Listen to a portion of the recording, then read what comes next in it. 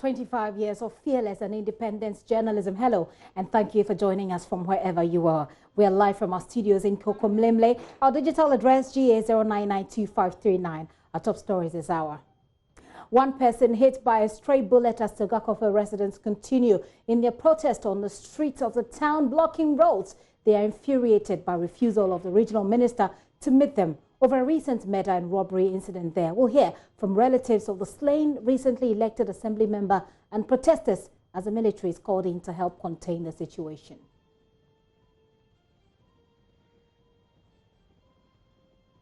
Tension rises in Sunyani West constituency as some delegates of the New Patriotic Party invoke curses on party executives who they believe will disqualify an aspirant, Odro Tekchi, their candidate for the parliamentary seat.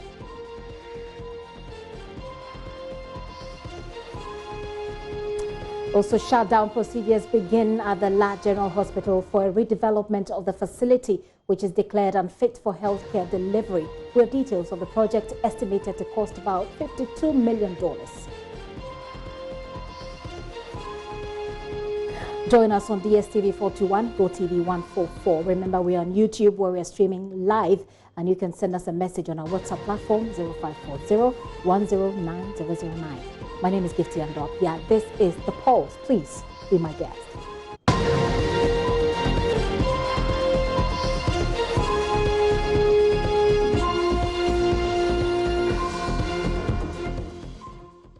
Residents of Sogakope have again taken to the streets in protest of the Volta Regional Minister, Dr. Ajboya Leche's refusal to meet them over the recent robbery incident in the South Tong district. Not only did the residents block the Sogakope Accra highway, they've also been burning tires to register their displeasure. It is also alleged that a man reported to have been has been hit by a stray bullet. We're learning the military has also been called in by the police to restore peace in the area. My colleague Fred Kwame Asari is our regional correspondent. He joins me on the line with the very details of that developing story. Hello, Fred. Fred, if you hear me, let's begin with the person who has been hit by a stray bullet. Give us more details.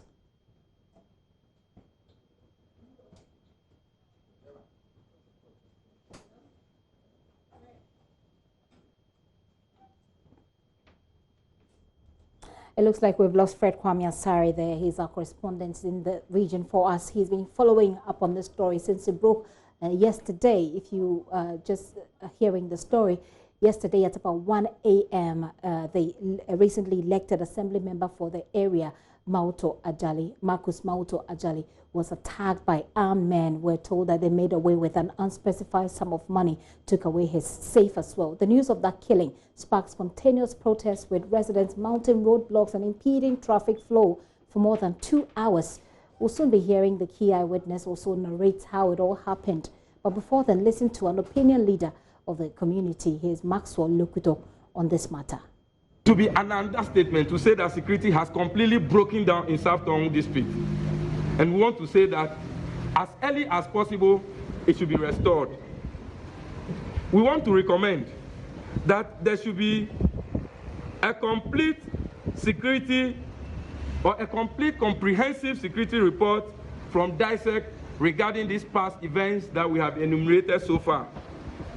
We also want to say that the police should be swift in responding to our emergency calls, because I believe this is the very reason why our taxpayers' money is being used in paying their salary every day. The patrols should be so intensified. We also want to see that there is a reinforcement of the police, and if possible, the military should be called in, because we realize that security has become so porous that it is giving a field day to the armed robbers to come in, operate, and leave at will. We also want to say that the security apparatus of the district must be re-looked at, and if possible, immediately transfers should be effected, especially the leadership. And most of the people who have stayed in this town, I must also put on record that people have been in this district for over 20 years. And you see, familiarity breeds contempt. And we think that some of them may be in link with some of these people to be perpetrating the crime that they are perpetrating on us. We also want to say that the police should ensure that suspicious characters, especially at night, are thoroughly searched at the numerous barriers they have mounted in the district. I wonder what they do at these barriers. Is it only taking little things from drivers who ply the road? I think that they are mounting these barriers because of our security. And the earlier they begin to respond to us and keep us, the better it will be for all of us. Police emergency numbers should also be made readily available to the citizenry, and these numbers should be effectively utilized. We also want to put on record that the police should train people as neighborhood watch committees in our various neighborhoods so that they can help them in apprehending these perpetrators of heinous crimes. The police should find the killers of this particular one. I said from the beginning that this is the last straw that broke the camel's back. We want to give ultimatum to the police that within 3 working days, the perpetrators of this crime should be found and brought to book. Else, what we saw today, to give you a background, we have decided to vent our spleen and anger on the whole nation by blocking this Sogakope bridge for over 4 hours today. We are sorry for the inconvenience we may have caused to travelers, but this is our way of recording our displeasure towards what has been happening in the community. And we also want to say that if within 3 days the perpetrators of this crime are not found and brought to book, worse action will be visited on any other thing that we think will be necessary for us to register our displeasure. Ladies and gentlemen, we are happy that you are here. And we want to say that we want this thing to get to every corner, nook and cranny of the country and internationally. We want the president to hear our voice and to come to our aid. After all, we are citizens and not spectators. Thank you very much for coming around. God bless you. That the police should ensure that suspicious characters, especially at night, are thoroughly searched at the numerous barriers they have mounted in the district. I wonder what they do at these barriers. Is it only taking little things from drivers who ply the road? I think that they are mounting these barriers because of our security. And the earlier they begin to respond to us and keep us, the better it will be for all of us. Police emergency numbers should also be made readily available to the citizenry, and these numbers should be effectively utilized. You heard the Maxwell Lokuto, who is an opinion leader in the community, threatening more civil action should the police not respond to the concerns they've raised. We'll hear from family members of the slain assembly member. But let's go to Fred Kwame Asare, our correspondent, who is joining me via phone. Hello, Fred. 50. Fred, let's start with a wounded person. We understand that it's risen from the number of persons who have been wounded by stray bullets has risen from 1 to 3. Tell us more. Yes, exactly. 3 people have been shot by stray bullets. What actually happened was that earlier this morning, the minister was scheduled to meet the youth in Sogakope to actually address their concerns on the increasing spate of armed robbery in the area. But then this scheduled meeting didn't happen. This got the residents angry, where they took to the streets to burn ties and then block the Sogakope-Accra highway, just like they did yesterday. So in the process, some of the angry residents also besieged the police station, where they were throwing or pelting stones at officers at the station. The police attempted to scare them off by giving warning shots, and in this process, 3 straight bullets hit 3 of the residents. 1 was hit in the arm, 1 was also hit at the back, and then 1 was hit in the leg.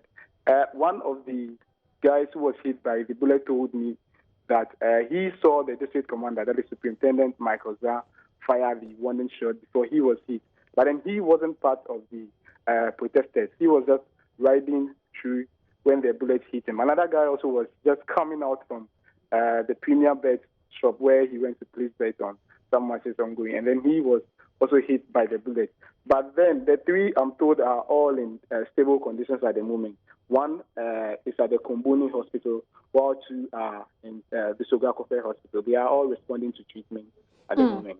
So as you indicated earlier, the police fired these warning shots in an attempt to get the protesters off of the streets and try and maintain law and order.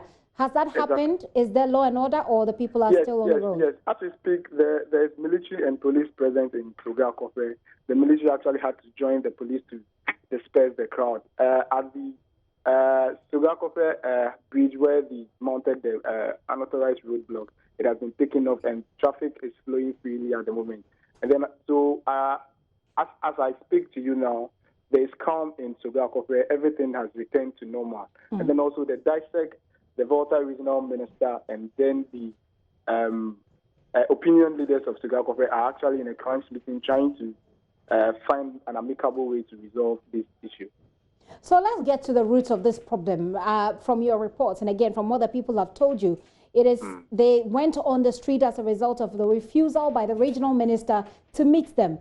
Has the regional minister given any explanation as to why he wasn't able to make it for the meeting? We've not been able to get the regional minister yet. But then information we gather is that when he got to town, he had to meet with the district chief executive and the other members of the DISEC or the district security council. So apparently they were in a meeting, but then the residents didn't take that lightly. They were expecting that he should come to them, talk to them first before going to see the DCE. That is how come they took to the street and then embarked on this protest, which unfortunately ended in bullets hitting some of the residents.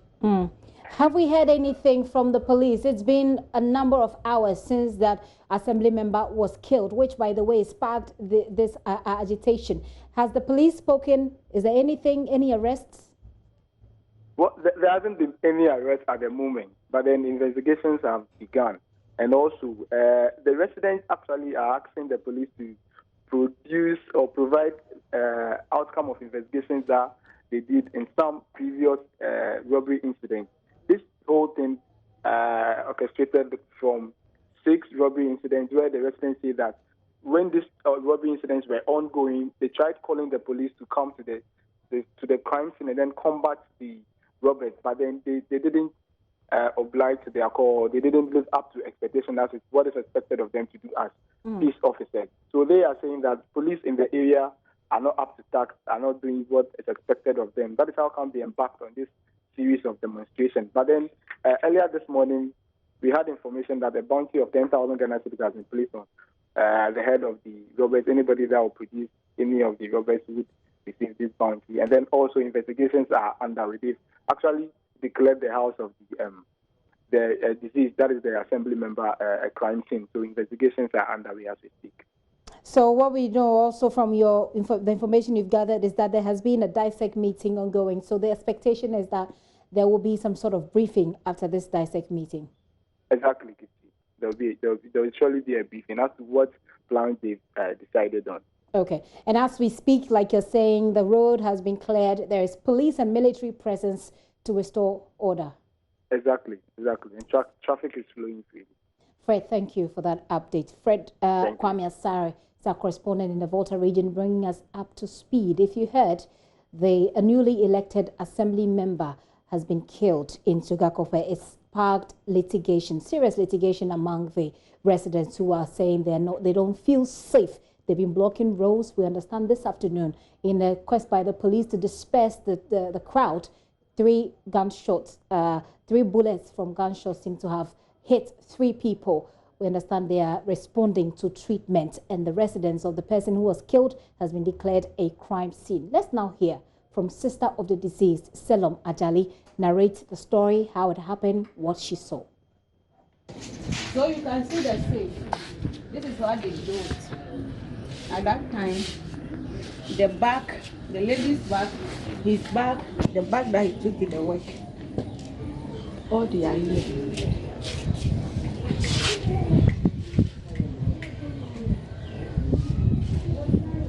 So later when they are going to come and see the back of the car, they break the car. They remove the air from the wife's car. That's what he did.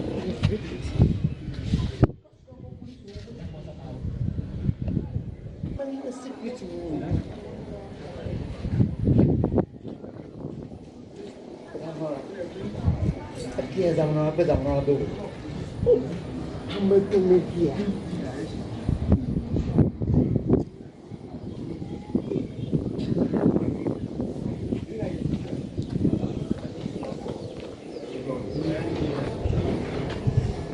Now you can see that this now they don't use any hammer or something. They use block. You see the land, the floor. So they spoil this side, so this one go inside and it's open before they enter.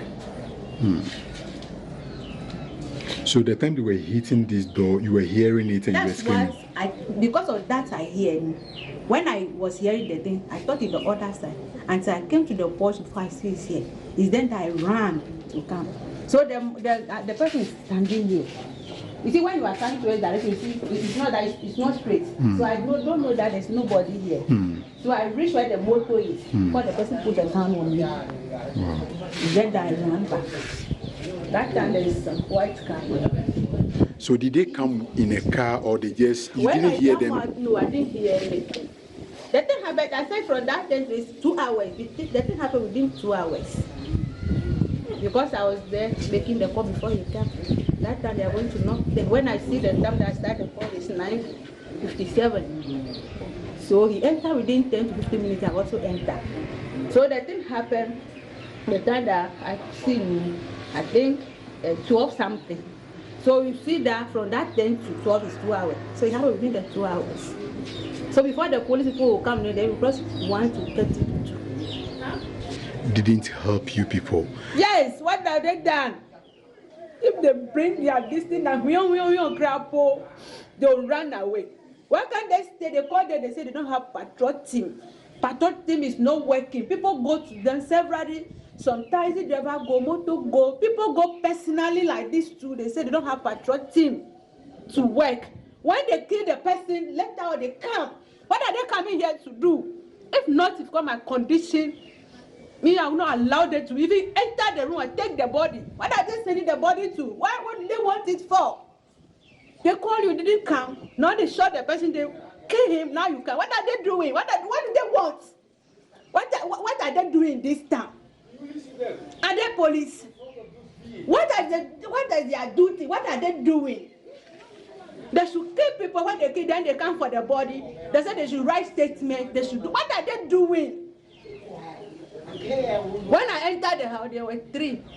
One person standing, giving one issue to the district. Instead of them to jump to the wall, I said that where I stand, if somebody ran, I will see them. Motor people go there the other side. When they will sit them. None of them was able to even enter. Even the room crowd, they are afraid to enter the room. Are they police? What are they doing? If it's left with me alone, let's be like this. You don't have anybody. What are they doing? This police in this town, we call them more than 1.5 hours. Are they police? What are they there for? But if somebody stole some gallon of oil, bread, something, they'll handcuff the person. They'll send it. They took money from people. But life, they can't save somebody's life. If they were come to bring that money, they will run away. What are they here for? If not because of my condition, they will take me away because I don't know what they are doing. They call you several times, motor can, taxi can, people come one like this.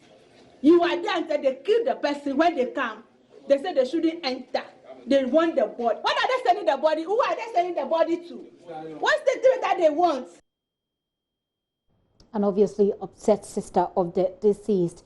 Well, police in the area say they are on a hunt for the perpetrators.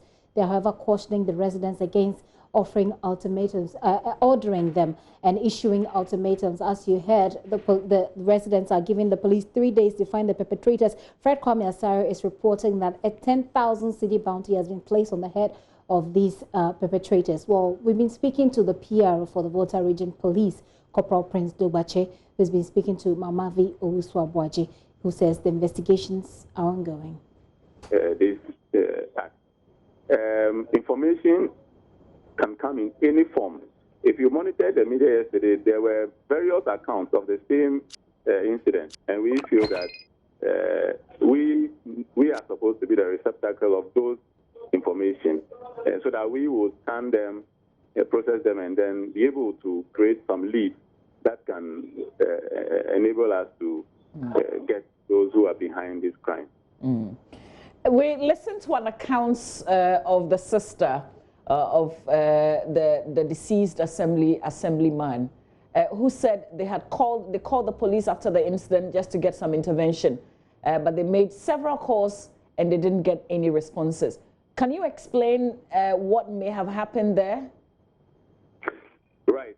As I mentioned earlier, with the engagement of the youth by the deputy regional commander, the command has taken interest in inquiring to find if that assertion or concern as they have raised is true.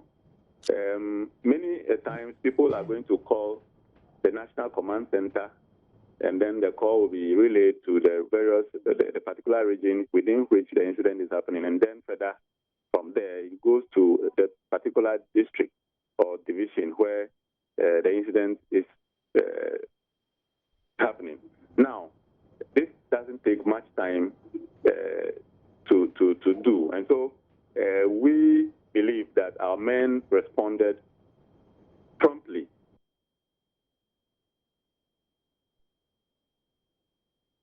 That's the PRO for the Volta Regional Police Command, Corporal Prince Dobache. There, we've been trying to get updates on that story, also including details on those 3 who have been hit by stray bullets. The police tell us they're still receiving briefing, and so they will respond in due course. We'll give you the information as and when it is available to us. This is still a developing story.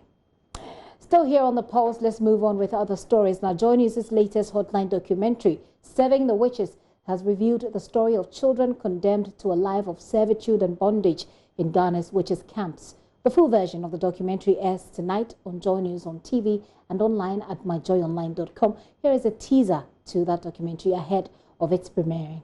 High levels of poverty and underdevelopment in this region means children are usually the ones bearing the brunt.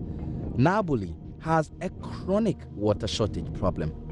This is the story of many of the communities in this area.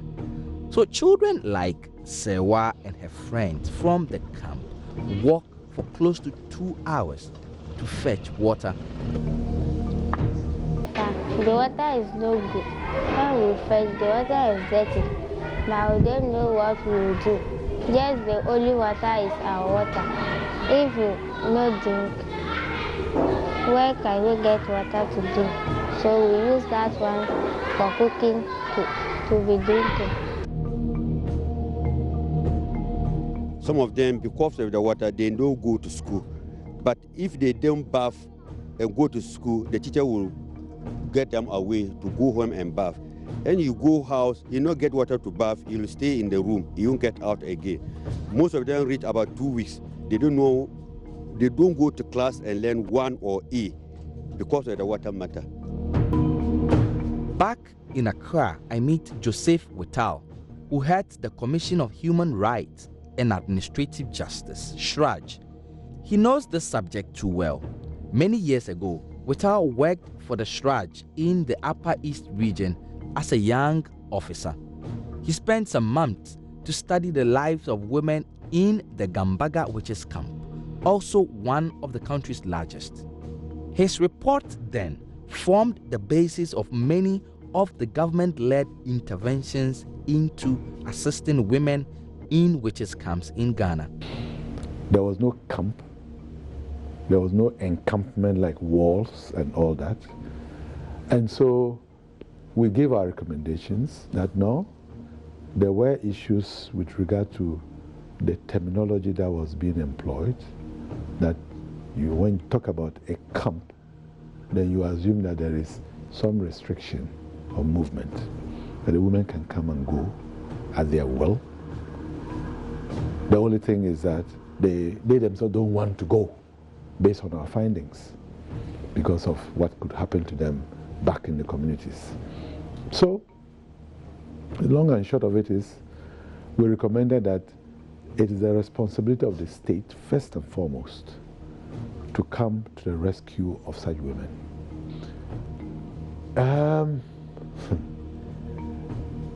If it was a simple case, you would not sit here to interview me. It will take a bit of time. When cases are reported of either beatings or violations against women and driving them out, and we go to investigate. Naturally, this border on crime, right? But because we are the ones who have to look at the human rights angle, we invite the people. They come. First thing they say is, no, we are not the people. It's the woman and her own family who drove her out. In the meantime, the women need some succor. If they can't go back to their communities for now, can we ensure that they are enrolled on LEAP?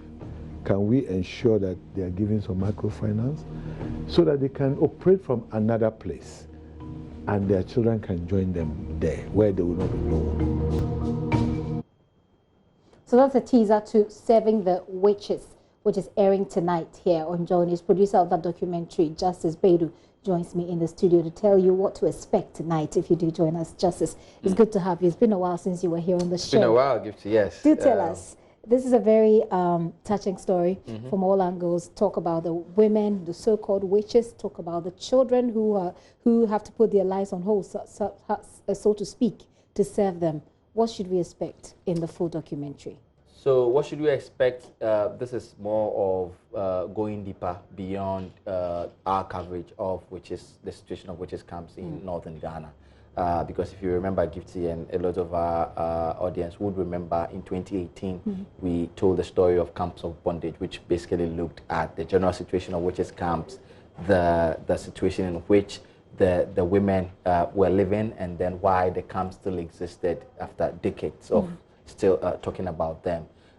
So what we found out doing that work was also the untold story of children who were brought to live with some of these very, very old, frail women who couldn't do anything for themselves and had to be cared for. And so this documentary really highlights their life and the world in which they live. Many of them out of school live in deprivation in communities where there's no access to water. And on top of everything else, they have the very biggest hurdle to scale over, which is stigma, because they have to live with the consequences of being the children of people who have been accused of witchcraft in an area where the belief in witchcraft itself is very much deep-seated, and people even believe that it could be hereditary. And so once your mother is under such an accusation, it's very much likely that you too would be a witch. You're believed to have inherited it from them as well. Well, Justice, before I let you go, it must have taken, something must have triggered your attention to the existence of these children, because the story about witches or so-called witches in these camps has been told over and over again. But I think for me, this is the first time I'm hearing the angle of the children who serve them, most of them girls. What did it take to trigger this angling of the story? So following camps of bondage in 2018, there's been a lot of work, mainly CSO-led, which led to the closure of one more camp after the very first one that was closed in 2015 in Naboli in December. And so we were there to cover that for JoyNews. And whilst covering that, I got to know about the story of some of the women who actually said they weren't going to go from the community, even though the camp had been closed. And we went on to ask why and how they were going to do that, and it was because they said that we had these children that we didn't know where to take them from here. And so all of that triggered the questions, and we went on from there, did interviews, had to go back, travel around, interview some more people, and this is what we've come up with. And so this is going to be a really huge documentary, and as you say, there's a lot of interest, and we are looking up to it at 8:30 today on Prime. Thank you, Justice. 8:30 tonight on Joy Prime. We'll bring you that documentary. Really, you should make time. Take a look at the life of these children. Justice, thank you. Great insights there for that story. You're still watching The Pulse with me, Gifty Ando Apia. Remember, once again, that documentary airs tonight at 8:30. I'll take a very quick break. When I return, I have some more stories, including the fact that shutdown procedures have begun at the La General Hospital for a redevelopment of the facility, which is declared unfit for healthcare delivery. I have details, but I want you to tell me if you have anybody there. Has it affected you in any way? What are your thoughts about that story? Join us when I return from this break.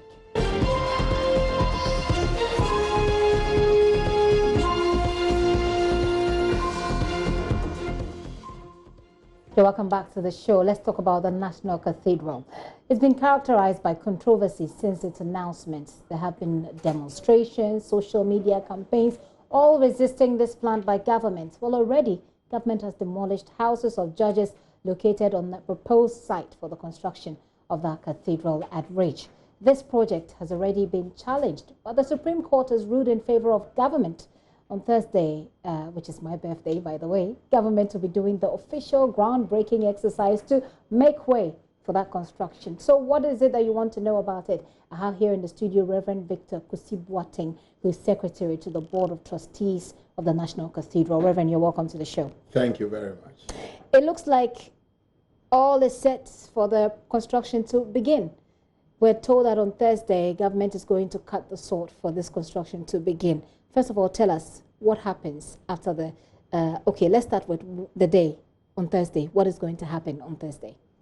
Thank you very much. Thursday is an interesting day. I think history shall be made because the much awaited National Cathedral that has to be built will have its foundation stone being laid by the President of this Republic, Nana Addo Dankwa Akufo-Addo.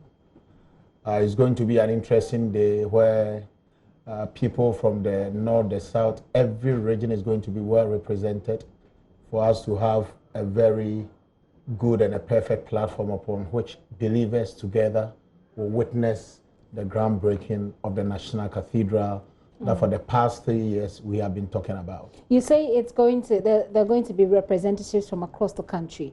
This is one of the most challenged interventions, if you like, one of the most challenged decisions by government. Who are the representatives? I mean, who is coming in terms of, because you're saying that this is national in nature, in terms of those who are coming. Give us an idea. I beg to differ if I hear you say it's the most challenged. Because it's one of the most challenged. One of the most challenged, yes, because almost every single intervention or any single policy that has been pushed through come with controversies. Even the free SHS didn't come free. It came with controversies. Building of stadiums come with controversies. Flying out footballers come with controversies. Paying national coach comes with controversies. So many a times you go beyond the controversies and look into the benefits of the event, the benefits of the concept, and how it can impact the nation and its people. I know that was not really my question, and I'll come back so that you answer my question for me. But then when you say that you look at the impact, that has been one of the key the key problems that those who challenge this decision have had. They say that you're spending so much money building a cathedral when there are students or children sitting under trees. Right now, I spoke to my colleague who has done a report on children who are serving so-called witches. And one of the things that, you know, this has a religious angle to it. So one of the things that people have said that if you want to save society, these are some of the things you should look at. You should put that money perhaps in bringing these children out of the servitude they find themselves in. You should put the money, and now we're even talking about coronavirus. We have 2.5 million allocated to deal with that virus. But everybody, health experts have said that we need more. WHO said we need about $400 million more to be able to be prepared for that. So these are several social interventions that people think we could have put the money to use. If you speak from that angle, it means that with every challenge the nation gets, it means the nation should be clamped down for a particular thing to be addressed. We still have challenges as a nation, but we are still financing soccer. We still have challenges in this nation, but we are still financing boxing. We still have challenges in this nation, and you and I know that people are being sponsored to a Hajj, people are being sponsored to Israel. There are still challenges in the nation, but it is the executive of the nation that prioritizes what and what should be done. And as much as there are challenges that we have, as you said, 3 times the Supreme Court has ruled in favor of the National Cathedral. 3 times the Supreme Court has ruled in favor of the National Cathedral. Okay. Which means that it is not just an ordinary concept, it is something that is going to be very impactful. And this is not the only project that is being done, whereas children are learning under trees, that is being done where children are begging on the streets. The nation has a lot of money spending on other things, and yet these same people are working on the street. I think that there should be a policy to address these vices in this society. There should be a very strong policy to address children learning on the trees, but that is not to say without the building of the cathedral, children will not study under trees. Well, regarding policies, people have said that that's not what we need. We have enough of policies that can take care of these sectors. I mean, for the Children Act, for example, spells out what children ought to go through and what they ought not to go through. So they'll tell you that policy-wise, we don't have a problem. We have everything nicely written on paper. Implementation is always the problem, which boils down to money, personnel to deal with this. But let's not focus on, I think we've moved on from that argument. Now that the Supreme Court has given the go-ahead, so it's just going to go ahead. But representatives was the question that I asked. You said, I want to find out how national in nature, who and who are coming, like you indicated, that gives us that. We are having almost all 16 regions of the country represented on the day, almost all. I can confidently say that there will be more than 10 regions represented on the day of the breaking of the ground, because this project has gone beyond Accra. It has become a national project. Let's not forget that Christians are between 71 to 75% of the population of Ghana. And this is the only time that you see Catholics and Pentecost and Assemblies of God coming on the same level playing ground to have the consensus, to bring peace and to promote the advancement of the nation. Okay. So if there is anything that has benefited this nation so much, let's not forget, we have 71 to 75% of Christians represented in Ghana.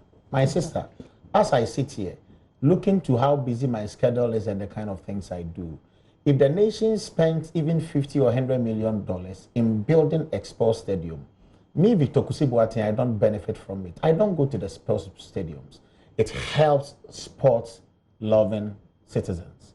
Where I also have my comfort is when a national cathedral is built and I have Domoen coming in there to sing. That is where I myself, being a citizen of this nation, will also find comfort. How does that benefit the greater number of the population? We have 71 to 75% of the population being Christians. 71 to 75%. And we tend to underestimate the input and the contribution Christianity has given to this nation. Let me just give you one scenario. Christianity employs more than the private sector employs in Ghana. If you look at how many people Pentecost employs from Accra to the Upper West region, in terms of clergy, in terms of administration, janitors, support drivers, Pentecost. Then you go to the Catholic. Then you go to the Assemblies of God. Then you go to the Baptists, to Methodists, to the Presbyterian Church, and to all these individual churches. If you put together the people they employ, the Senate they pay, the taxes they pay, they outnumber the private sector.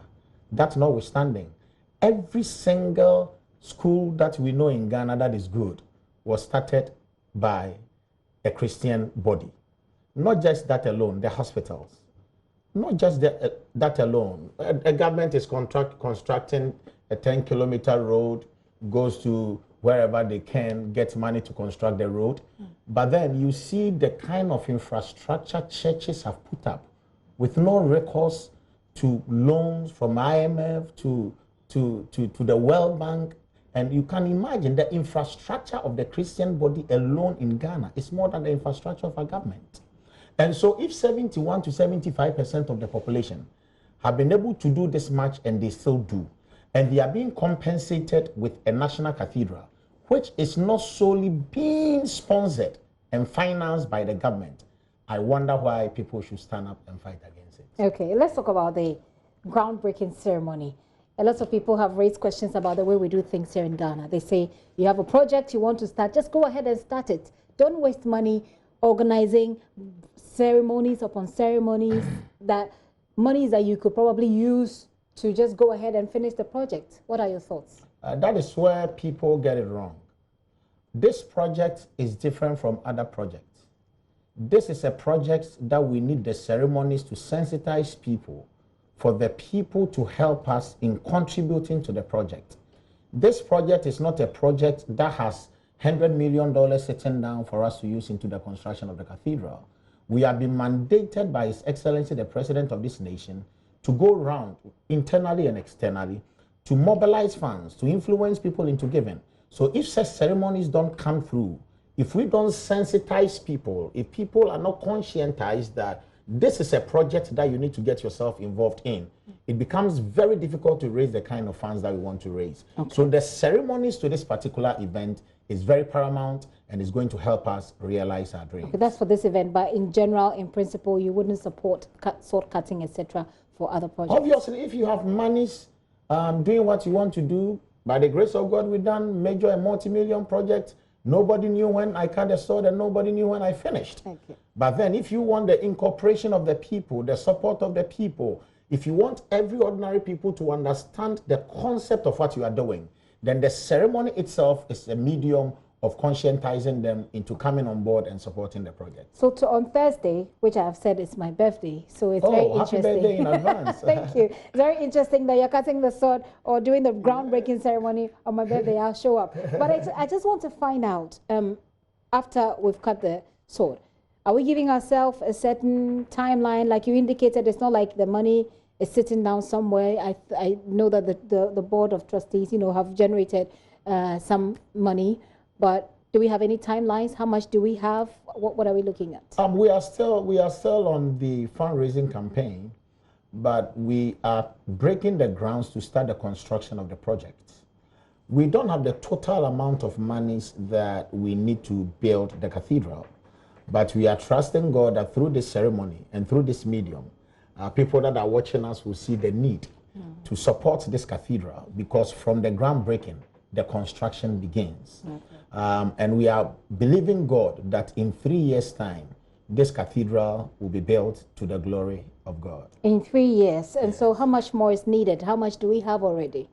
It's quite technical in that when you know about construction, you don't need to have 100% of your drawings before you start your construction. That is if there are timelines. Okay. We are more than 75 to 80% through with our drawings, so the construction can start.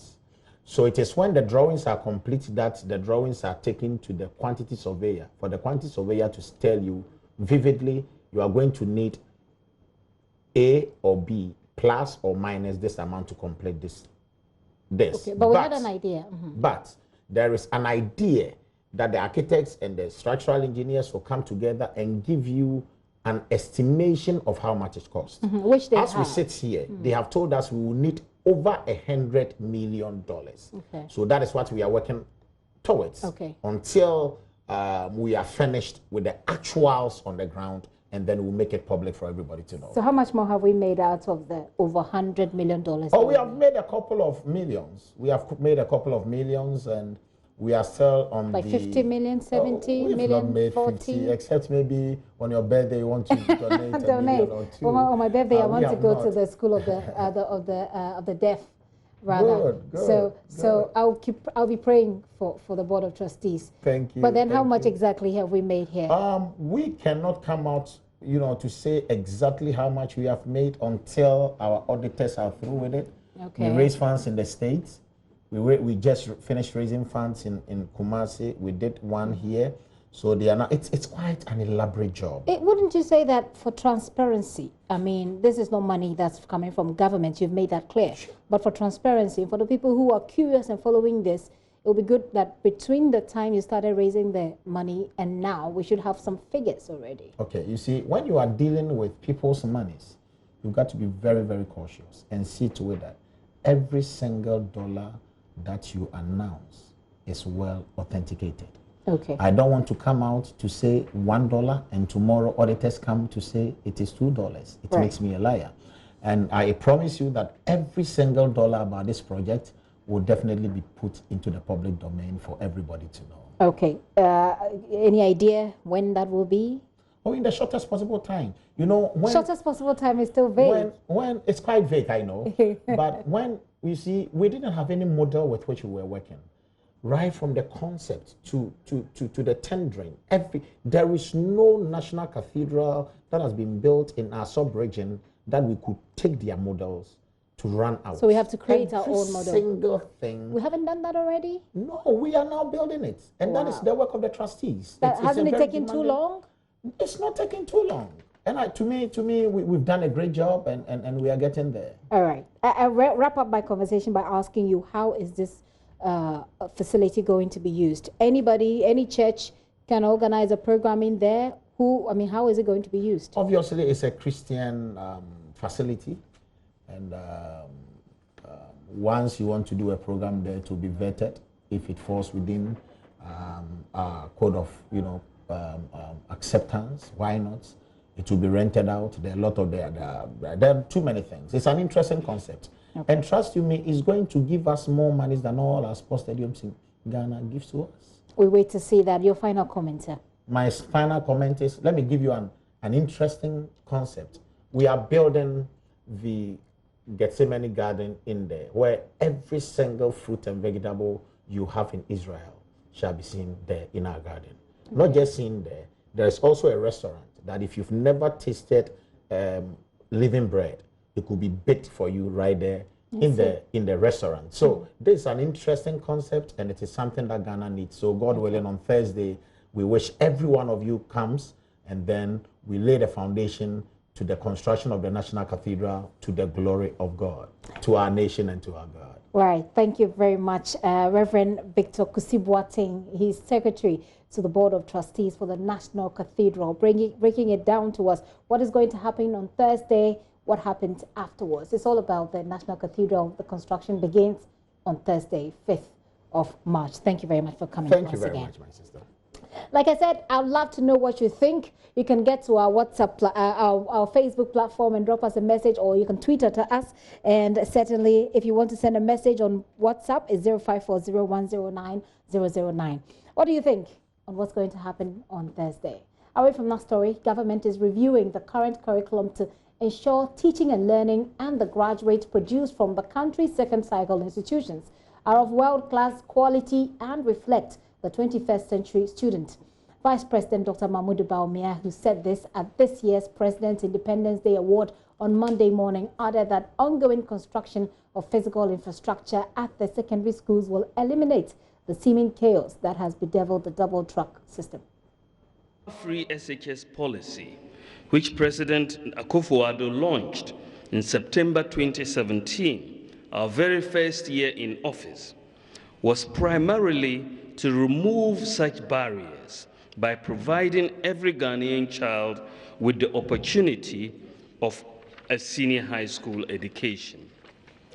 In the first year of the free SHS policy, the rate of students who did not enroll after being placed fell from the 32% to 17%. This idea of the double-track system was to leverage our existing assets. And in the financial world, they will say, sweat your assets.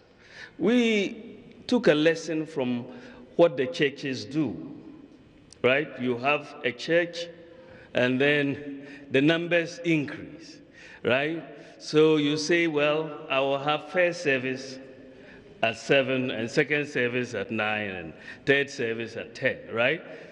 You won't say go home, you won't listen to the word of God today. But everybody can listen to the word of God, but you come first service, second service, third service. And it's this thinking that we are applying to the education system and the double track. So by implementing the double track system, and by the way, it is a temporary system because we are going to resolve this matter and we are resolving it.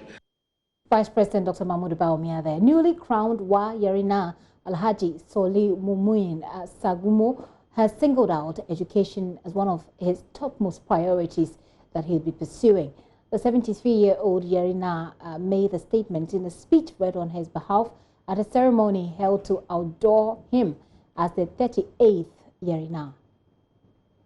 Alhaji Salu Mumin Sungumo is the 38th Yaryna and the second to come from the Sungumo Gate since the inception of Yaryna alone, which first started at Nasa several centuries ago before it was moved to the present day Wa. He took over from Alhaji Mustafa Mokhtari, who passed in August 2019. Alhaji Sungumo was sworn into office by Alhaji Suleimana Froko and given prayer cattle, chaplet, and animal skin as symbols of his office. He was later outdoored at the forecourt of the Wanas Palace in a ceremony that was well attended by people from all walks of life, including the Upper West Regional Minister, Dr. Hafiz bin Sali, leadership of various political parties in the region, representatives from all 12 recognized sects of Wa, sons and daughters of Tagarayiri. The Wala traditional area, in terms of traditional system of governance, is ruled by the Tapo system. The Imams, the Yaryna, and the overlord over the Wala kingdom. None of these personalities can work without the complement of the other. A member of the organizing committee, Alhaji Aziz Gado, spoke of the important role of the Yaryna in the tradition of Wala. In matters of secular regulation, all Wala recognize the authority of the Wana, but all matters relating to the Muslim community are overseen by the Yaryna. The Yaryna exercises his authority through the Liman. He represents the interests of the Muslims at the Wana's palace and always consults the Liman before declaring his stand on any matter at the palace. Yaryna Alhaji Swalu Sungumo, in a speech read on his behalf by lawyer Obedu bin Siddiq, penciled out education as one of his topmost priorities he would be pursuing. It is also often said that education is the bedrock of every country if it is to develop. A very good educational base serves as the reservoir from which the country fetches its human resource. Therefore, if you toy with your education, then you are heading towards failure in all spheres of your endeavor. Upper West Regional Minister Dr. Hafiz bin Sali congratulated Alhaji Salu Sungumo for his elevation to one of the most coveted positions in the Wala traditional area, urging the people to rally behind him to succeed in his reign. It is my conviction that consensus was built on the processes and selection of Alhaji Salu Mumuni Sungumo as the new Yaryna. Now, Chairman, I therefore wish to urge all of us to rally behind him in his reign to foster unity amongst the sons and daughters of the Wala traditional area. It is my hope and prayer that after this colorful ceremony, all of us will do away with any differences we may have and support the new Yaryna to succeed in his reign. Reporting for JoyNews, Rafiq Salam. Wa.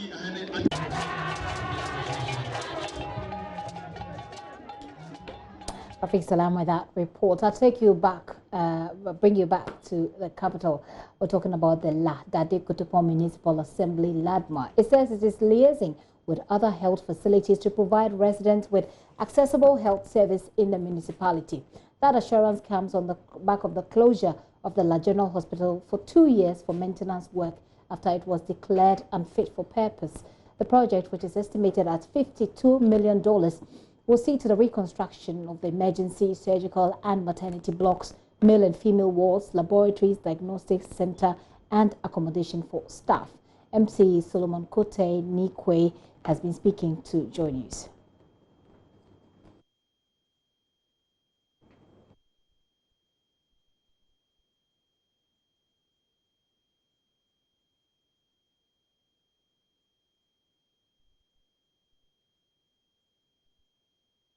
Being the leader of the assembly, we went to the ministries. We had a meeting with them, and they made us to understand that they are strengthening the hospitals and the clinics around our municipality.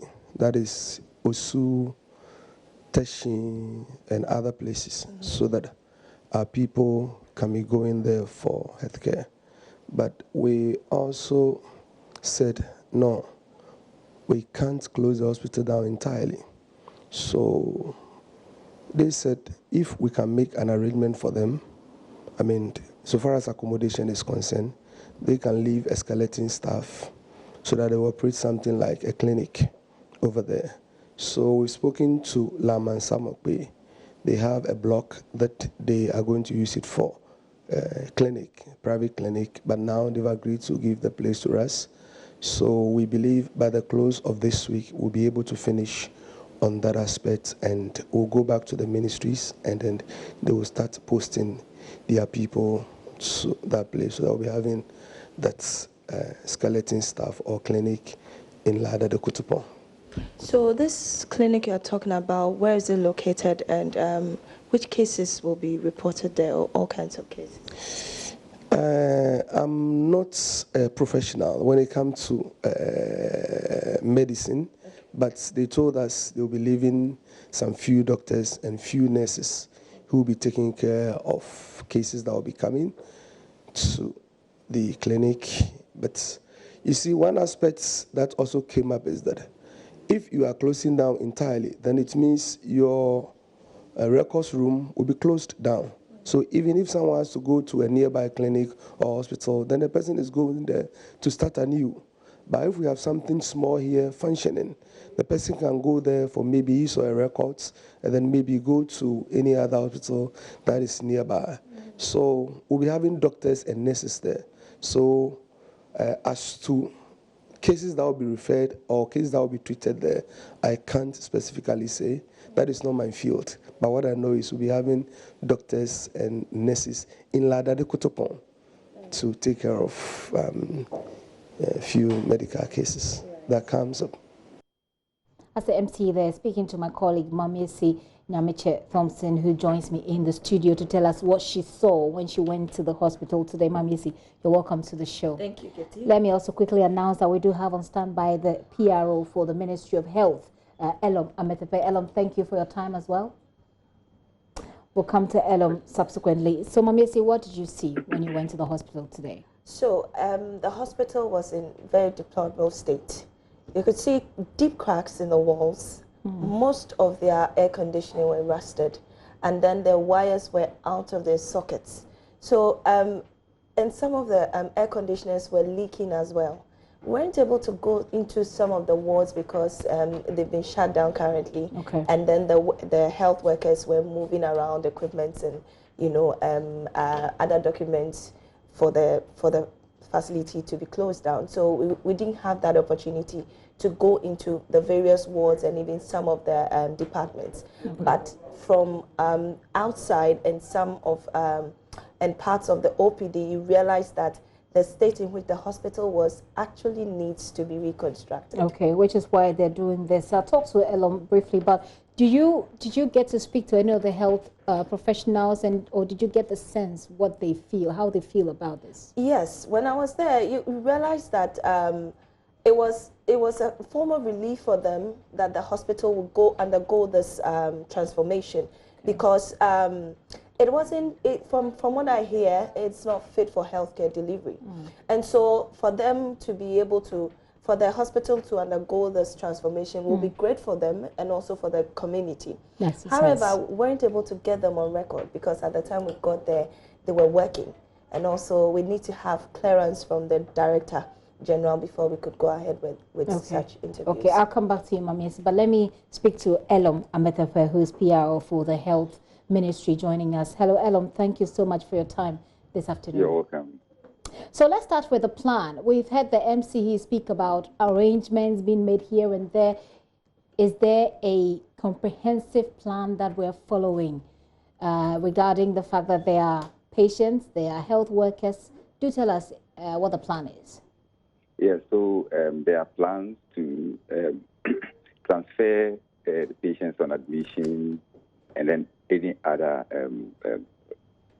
equipment or anything that we have at the facility. Actually, this thing has started way back. If you wouldn't mind, I could give you a little background to. Okay, if you make that brief for me, I'll appreciate it. Yeah. So the ministry received a request from the management of the hospital that there are big cracks or huge cracks, as AC has rightly said, in the building. So we did structural integrity, and we realized that it's not good for occupation. So the process started, and the assessment took place around 2017. So based on this request, we also decided to move in and then have these things done properly. Okay. We also realized that the facility as it is, it will not be in the interest of us to rehabilitate it. We just have to pull it down and put up a new structure altogether. So that's the background. Okay. And then, as you said, yes, there are plans. There are plans for the patients to move. Some of them will be going to Ridge Hospital. Some of them will be going to Lekma and any other facility that management didn't pick. Then, concerning the staff of the hospital, they will be transferred to other health facilities around. Okay. Well, so it looks like if that has not been done, because you keep saying will be. Shouldn't that have happened already by now? Yeah. So as I said, the ministry gave the Ghana Health Service or the facility up to 15th of March to move. Okay. So it is now in the hands of management to organize this evacuation or this movement for us to have access to the site to start work immediately. So that is what we are doing. So as of now, the management of the facility is working with us to evacuate the place. All right. $52 million. Do we have that money sitting down already? Yeah. So as I said, it's a loan. So it's a cabinet as I speak with you for approval. Once the approval goes through, it's estimated that it will take about 16 weeks to complete the other processes so that we'll start the construction. Which means that we don't know when the cabinet will approve this loan, correct? No, it's not as if we don't know. We are sure the cabinet. That's why the letter went, the communication went to the facility to evacuate. So it is something that is just around the corner. Okay. Is there anything else that our viewers, people who may be affected by this, need to know? They've given you a little specification about or the project scope. I don't know whether the previous speaker talked about the project scope, but it's supposed to have an outpatient department, that's OPD, well-equipped emergency unit and public health department, surgical block with 4 theaters, inpatient, that is wards for male and female, laboratories, pharmacy, diagnostic units, physiotherapy department, etc. So these are some of the facilities that we are expecting there. Well, finally, I said that should have been my final question, but just this coming in is that some of the workers have raised concerns. They say they've been given 3 months to go home, 3 months salary to go home. What's going to happen in this case? Well, I'm not privy to this information, but I'll have to find out. I'll have to find out. As I said, I'm at the ministry, and that is the facility is managed by the Ghana Health Service, so I'll have to find out. But then you talk about an existence of a plan. So it means that there is a plan to do the evacuation of both patients and workers. So what do you have at the ministry level in terms of the plan to work, the plan for workers? Yeah, so they may be talking about the casual workers, But as I said, I'm not in their management meeting, so I can't go further. But what I can say is that we have a plan. We work with the Ghana Health Service to ensure that there's this industrial harmony and all those things. So I'll have to find out from. I also have to find out from the management the decision taken so far. The last time I went there was a week ago, when they were still working there. Well, one would have thought that at this time there would have been a comprehensive plan that the ministry, the management, and everybody else, all stakeholders are very aware of. But it's okay. We can get more of that information when we come to you. As a ministry, and as a service, as the Ghana Health Service, I'm sure there will be issues here and there, but these issues can easily be resolved. Once they have concerns, they should just channel it to the management of the hospital or talk to communicate to the Director General, Dr. Patrick Abuaji, and these things will be resolved. The regional director is also there. So these are not issues that are beyond the reach of the service. Elom, thank you very much for your time. We'll come to you as and when there's more information on this. It's a pleasure. Elom Amethofe speaks for the Health Ministry. Mamisi, let's wrap up with you. When you went there, the plans, have already kicked in. They were moving the equipment out. Were they moving patients out as well? I didn't see them move patients. Okay. Majority of the things I saw was equipment. Okay. Yeah, but the concerns that have been raised is the impact of the closure on residents or clients who've been patronizing the hospital. What do they tell you? It serves the LAC community, Nungwa, Teshi, and even some parts of Accra. So though the MCA has indicated that there are plans put in place for private clinics or even hospitals to take care of the backlog, we're here to see whether that is really going to, minimize the impact that it's going to make in the community. Mamisi, thank you. Mamisi Nyamishe Thompson there, who went to the La General Hospital as they make plans to move out the equipment, move out the patients, in fact, move out the workers, so that the building can be pulled down and rebuilt. We're still looking forward to more information on this. As and when it's available, you're sure to have it here on Joy News. Now let's talk about politics, because tension is rising in the Sunyani West constituency as some delegates of the New Patriotic Party there are invoking cases on party executives who they believe may play a role should parliamentary aspirant Bernard Odro Techi be disqualified. The party on Friday vetted all parliamentary aspirants in the region ahead of the parliamentary primaries next month. And there are rumors that some aspirants have been disqualified. Let's get to Precious Semevo, who is our man on the ground. He has more details. Hello, Precious. Yes, yes. Precious, let's start with the people who are raising concerns. What basis do they have to believe that their candidates will be disqualified? Well, you see, according to them, the party members, they belong to a lot of platforms created by party people, via which information are circulated, and discussions on some of these platforms, and then discussions and snippets of information were picked at the vetting, and who were present at the vetting suggested that everything was pointing to the fact that their candidate would be disqualified. And that is something that they were not ready to accept, and they were also not ready to wait for official communication in the Bronga to come out with a list of candidates who are gone through vetting successfully and that have the opportunity to campaign for the election next month. But they decided to resort to evoking of cases on anyone who may have a hand in a decision which will arrive at disqualifying their candidates. And you see, this happened this morning at Chira, a suburb of Sunyani West District. That is the constituency, Sunyani West constituency. They went to the cemetery with a goat, with a fowl, with schnapps, with money to, curse anyone who may have a hand in eventually disqualifying their candidate. Did they tell you whether or not they've exhausted all the structures within the party with their grievances?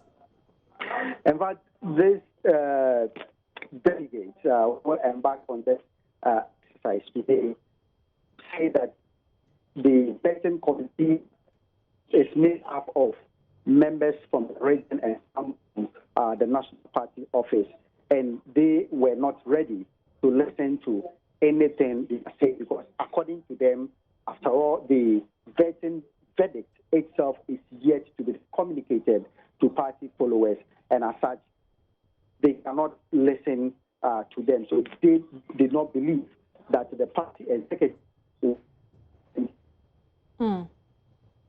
They've lost a sense of trust in the party executives there. Precious, before you go, has the candidate himself spoken? Looks like I've lost Precious there, but whether or not the candidate has spoken, whether or not the party in the region has spoken, those are questions that we'll be getting answers on. But Precious Semevo joined us from Sunai with those details. Well, since the hashtag MeToo movement started in 2016, it has helped many women to step forward and voice out their sexual ordeals, harassment, either at the workplace, school, or anywhere they found themselves. Many victims have shared their stories online with the hashtag detailing what sort of abuse they had to endure at the hand of some of the perpetrators. They've actually named some of these perpetrators publicly and shamed them. Although the movement has made some progress, a section of the public continue to criticize it as an ineffective approach in the fight against sexual harassment. Well, some international students and members of the University of Ghana Debate Society have been debating the topic as part of the International Students' Week celebration on the Legon campus. Maxwell Agbagba witnessed a clash and has come through with this report. Prescribe a solution to a problem which we did not discuss in the first place. Here at the International House on the Legon campus, Principal Speaker of the University of Ghana Debate Society, Abdul Fattah, is making the point about how the MeToo movement has been the best approach to fighting sexual harassment. And he says the movement has created more awareness on the menace. First of all, on increased awareness.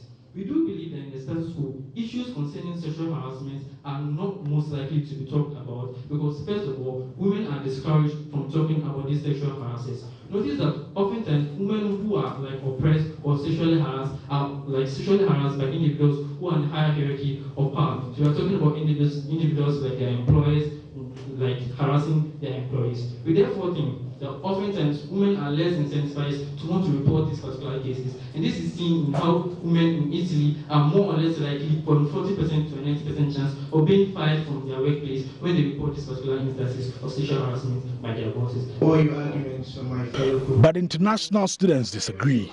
Biochemistry student Ezekiel Emmanuel Ukpabio will make his point forcefully as he takes a jab at his opponents. He believes persons who are not educated and do not have access to internet cannot make use of the hashtag MeToo. I'm very surprised and perplexed by your way of thinking because, and you also said about speaking up of African women. I promise you, if you create a survey to do what MeToo means to Ghanaian women today, right now, right here, 90% of these people don't know what MeToo movement. Even you didn't know MeToo movement until yesterday. I'm very sure. I'm very sure. So it is very unpopular in African society. Political science student and member of the University of Ghana Debate Society, Osafo Ejei, is here to justify her side's position that the MeToo movement has been the best approach to fighting sexual harassment. She says it gives the victims closure. We also believe that, secondly, it helps the MeToo movement help solve the injustice that comes with power politics. Now, we realize that there's an Olympic gold medalist by name of Michaela Moroni who was abused since 13 by her Olympics doctor. Now, after the MeToo movement came about, she, as 21, has been able to come out and speak about the fact that this man has been harassed harassing her since she was 13. Now, what did she say about the MeToo movement? It gave her an inspiration to speak about what exactly she has been going through. Things that people do not have the opportunity to do because of fear or because of wherever they may find themselves. You realize that the MeToo movement has given her an opportunity, even as a star, implemented. Country Director of the Council on International Educational Exchange at Legon and the judge of the contest, Dr. Kwesi Jesse Jamra, says conscious effort must be made not to blame victims of sexual abuse and harassment. The best way to ensure that people report cases of sexual harassment is to be understanding and respectful of the experiences of people. Because what we have found in our societies generally has been a situation where somebody comes to make a report and we tend to question them. So questions like, where were you? Why were you there? What were you doing there? Things like that. So those possible questions that can make the victim become a victim again stops them from reporting. So if we are able to be mindful of such behaviors. Lecturer at the University of Ghana and a judge of the contest, Professor Akosia Dakwa, says victims of sexual harassment and abuse must be encouraged to share their stories. Be conscious of the fact that in our context, to speak about these issues is not an easy task. And in fact, I'm sure if you go on social media and you look at the postings, when somebody dares to talk about her case, you find more negative than positive. Maxwell Agbagba filed that report. Let's talk about National Science and Math Quiz. Agogo State College, Jache Pramso, Ifijasi Senior High Commercial and Kumasi Senior High Technical have booked places in this year's National Science and Math Quiz. They emerged winners in day one of the Ashanti Regional Contest in Kumasi on Saturday. Live FM's Kwesi Deborah has more in this report. Ifijasi SHS. Give the names of the elements in group 1 and 2 of the periodic table whose symbols may be 1 or 2 letters with C as the first letter. One attempt. There we have cesium and calcium. That is correct. Contestants from Ifijasi, from Natia Amas, Akumadan and Dumpasi SHS were at home with opening questions on periodic table in the first contest. Tia Amas led on the first round, but Ifijasi SHS managed to tie up in the end at 36 points and went ahead to win the tiebreaker. Find the value of X if the given matrix A has no inverse. It's a 2 by 2. And the first value of A is X plus 2. The second value is X. The third value, which is below X plus 2, is 3. And the last value is X minus 2. X is negative 6. That's what. Effidiasi, hopefully. You have not pressed, gentlemen. Fantastic.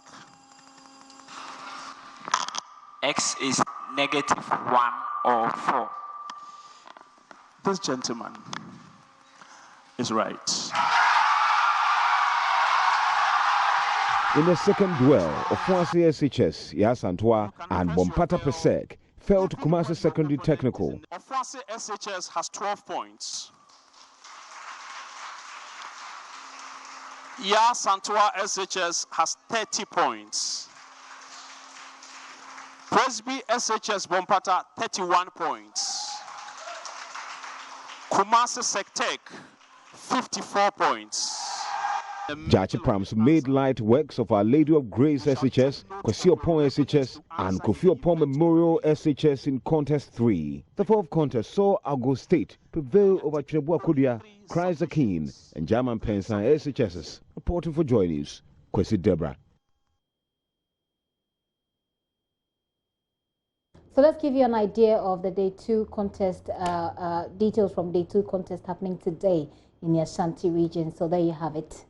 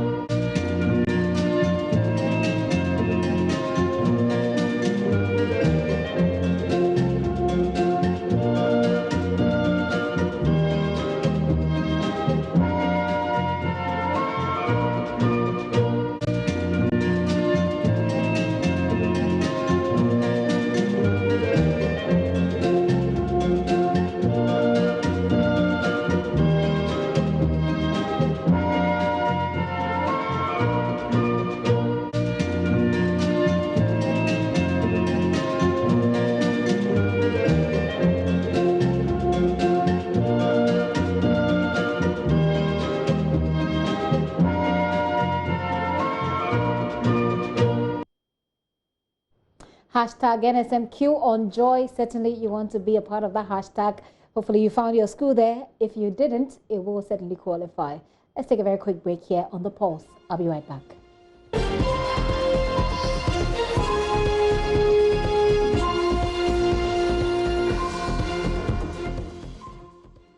And before we do sports, the street of Kaswa, SCC and its environs were filled with flood waters during the rainy season.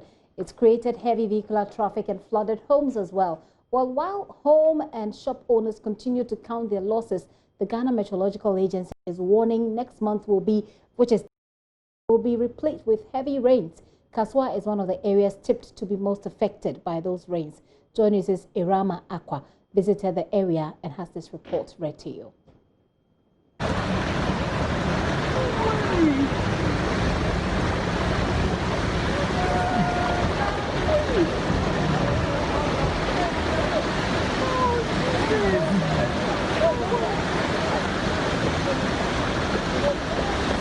That was how terrible the situation was last year at Kaswa SCC when the rainy season began.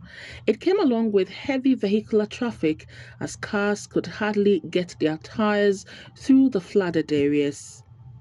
A visit to Kaswa SCC Saturday revealed the gutter that should make way for rainwater to flow freely has been choked with sand and plastic waste.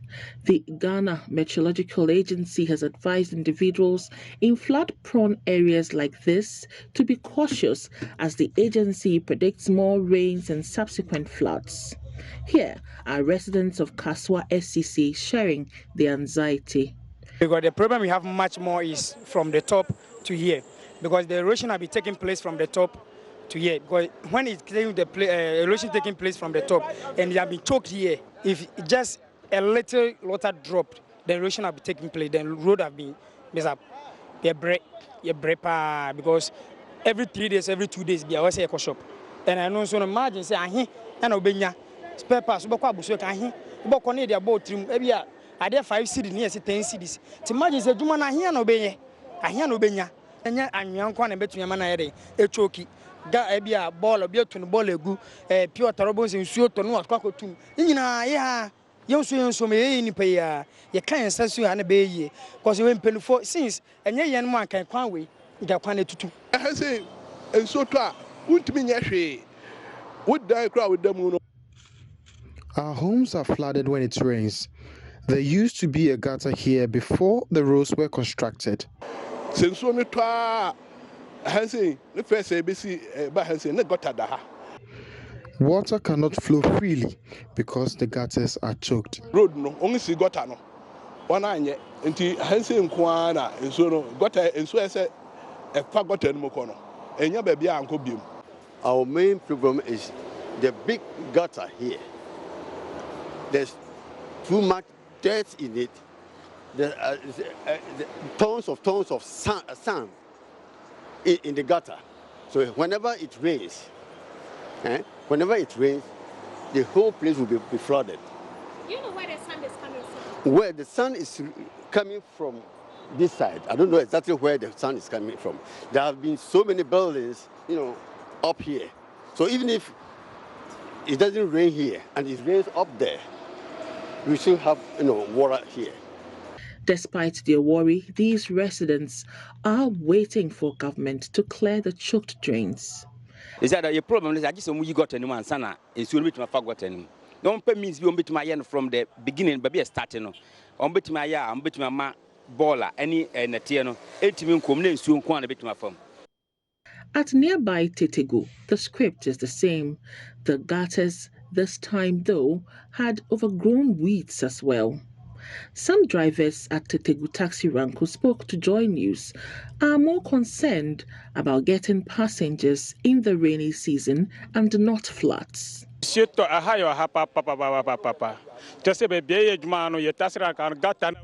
When it rains, it worries us a lot. The government should do something about the gutter here.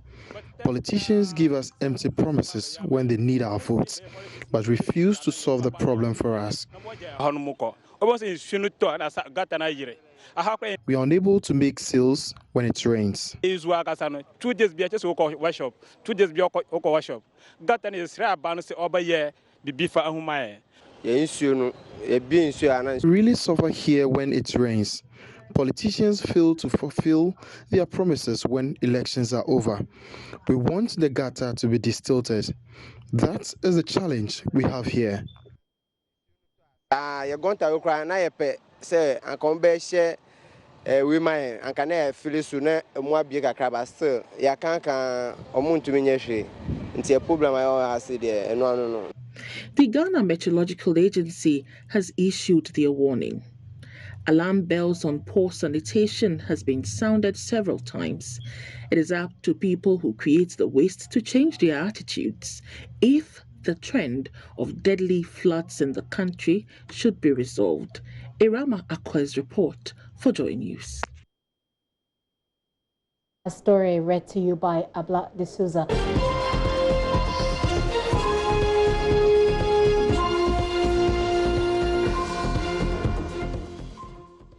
Experience is needed in every field.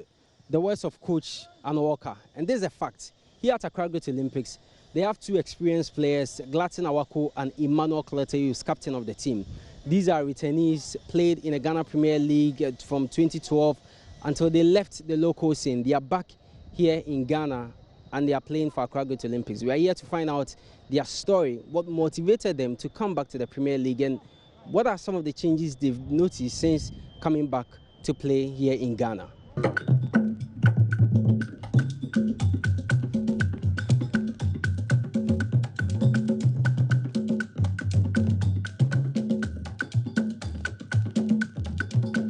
Before the start of every training session, Coach Walker speaks to Cloete, the skipper, and his friend and teammate Glatin Awako, the 2 most experienced players in the team.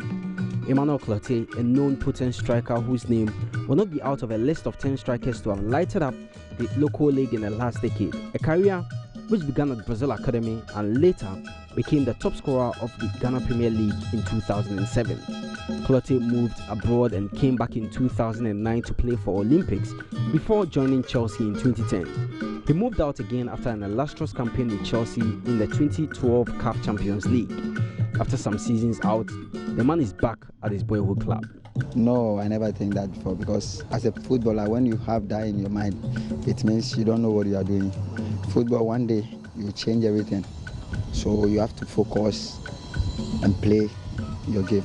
So you don't have any regrets coming back to play in the Premier League? No, never. Emmanuel Cloete is definitely enjoying the Premier League. But can the same be said of his friend Glatin Awako, who just as Cloete moved out after the 2012 Champions League heroics with Bukum Chelsea? Compared to those days when I was here playing, compared to the players we had then and now, I can't say the quality is the same, though there is a lot of good players in here. Yeah, we have great players, good players, but the quality won't be the same. Not that I'm trying to disrespect or downplay my fellow players or not, but there's good players in there, which I think we are catching there. Was it that difficult for you, to switch back to Ghana? Well, myself, it wasn't difficult for me at all, because I know what I was looking for. I know why I came back to play. So it was very easy for me to make that decision to play. But with the views and the comments coming, I think I'm not doing bad. So I believe, yeah, sure, things are going the way I planned and how I wanted. And Awako began his career with Bukum Arsenal and went on to play for All Stars, Heart of Lions. At a point, he went on trials at the English Premier League side Tottenham Hotspur, then moved to Segunda Division club Recreativo de Huelva, where he spent half a year before coming back to play for Lions. His last local team before joining TP Mazembe was Bukum Chelsea.